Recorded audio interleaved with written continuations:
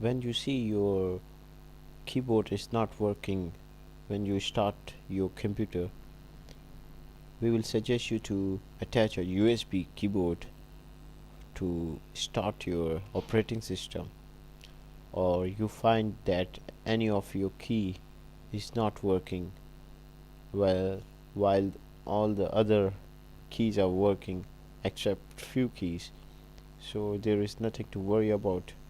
You can easily activate or on the screen keyboard function in your Windows. For this, you need to proceed to your start menu and type. If your keyboard is not working, you directly need to proceed to all programs, then proceed to accessories. Here you will see ease of access, then click on a screen keyboard. This will turn on on screen keyboard function to your desktop.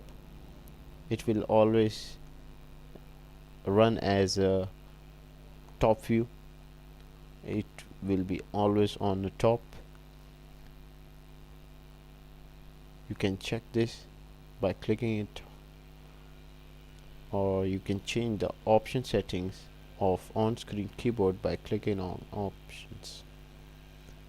You can check off the use click sound, or you can turn on and off the numeric keypad functions to your keyboard, on-screen keyboard.